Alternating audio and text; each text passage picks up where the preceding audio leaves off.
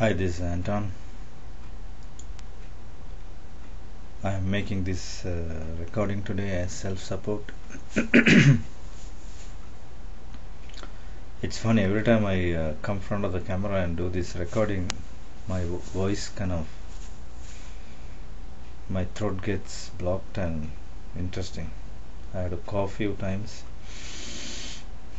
but breathing helps.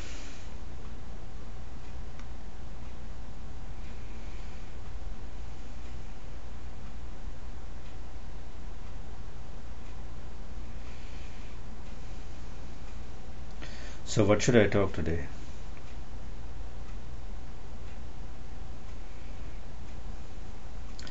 Well, it's funny, this Chinese premier or president or whatever, Mr. Hu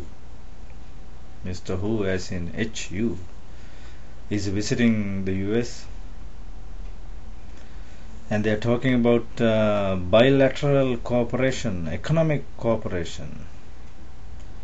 So in other words, they want to exchange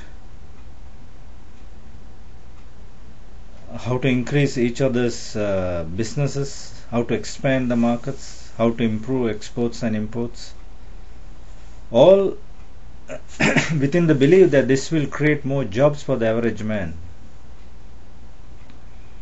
So the average Joe will get more jobs. So let's create jobs. So in order to create jobs, they're having this very high level state visit and a lot of glamour and style and power. That's very fascinating. I mean, who is really going to benefit from this? It's all the big corporations and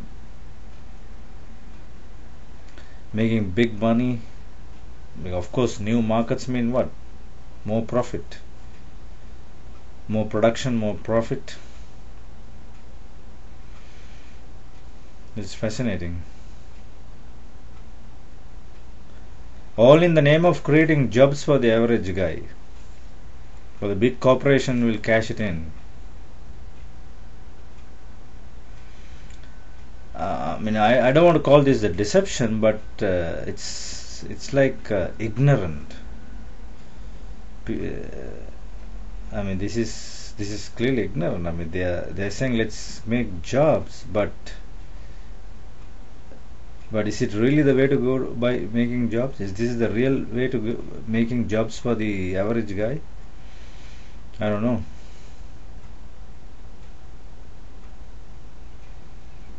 I mean, it goes to show that we are stuck as a society, as a civilization, as this world. We are stuck. We actually don't know what to do. That's what I feel. We are stuck in trying to create jobs, trying to do this. Okay, they may have a really good intention of wanting to make jobs for the average guy, but is this the way to go by? I mean, it's like a never-ending bubble that you have to maintain. All these bubbles go away. Okay, the China is now rising, so let's cash in, and then it will be soon India.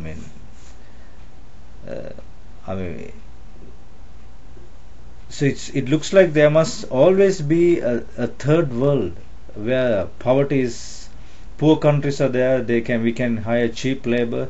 We can have a factory of the world. So at the moment, China is the factory of the world.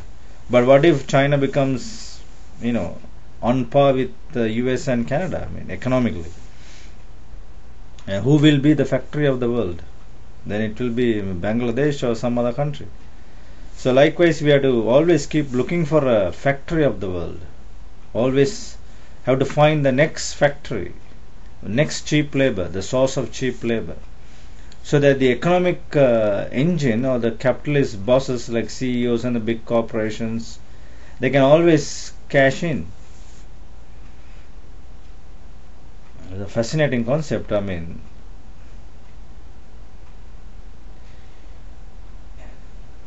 Because in the West here we so much rely on the cheap labor of China and all the other countries. So the natural common sense question to ask is, what would happen if those people also catch up?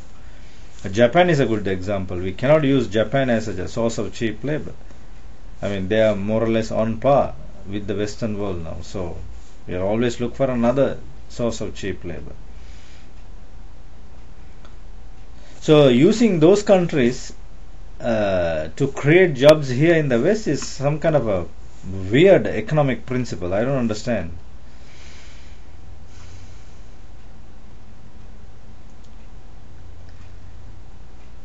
Well, what I do understand is this whole economic model of supply versus demand, competition, winner gets it all. It's like a one big casino.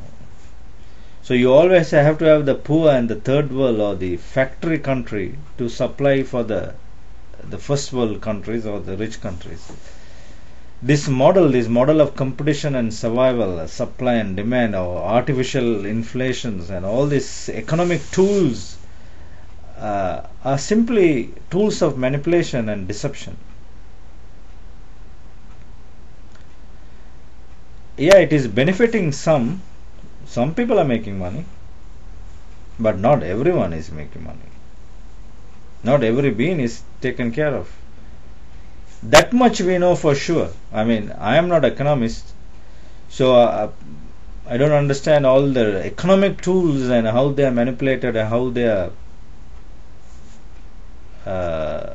used or abused. But I do know many people are suffering. At least 1 billion people are starving.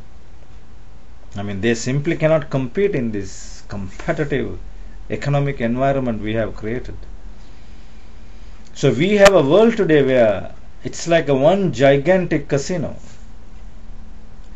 There are some winners, yes, of course there are some winners. I am myself a winner. But there are many losers in this world. I have a good job. My economic situation is just fine. But there are millions. I mean, it says, I read somewhere 1 billion people don't have, they are starving. I mean, that is a serious problem. And millions more don't have water or access to fresh water. So in this gigantic casino we call this world right now is maintained by all these high level visits and big corporations, executives, CEOs. But one good thing though what they are doing is they are building a world where communication is instant. I mean, this internet, cell phones, all the high tech gadgets we have, all the infrastructure is helping the world to shrink. Communication is instant, and from here in Canada to Kathmandu in Nepal, communication is instant.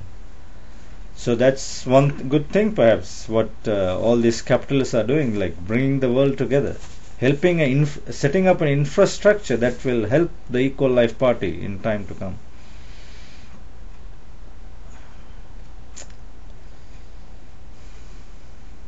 So yeah, what I want to share is that the casino today and the players of the casino, the managers of the casino, the leaders of the casino, the security guys of the casino, I mean, are these people, can they ever see that there is a better way to do this? We don't have to run this world as a casino. We don't have to manage this world as a casino. It's not about winners versus losers. It's not about a factory country like China versus a rich country like Canada or US. It's our planet, one world, one humanity. We just have to find an effective way to share the resources and human labor and human intelligence, our talents, in an effective way so that it's best for all. Very simple equation, the equality equation. Is it best for all? That's it. It may be so, even within an equal life party system, in the future we will still may have a factory country. Country like China may be producing things. But it's all done within the principle of what is best for all.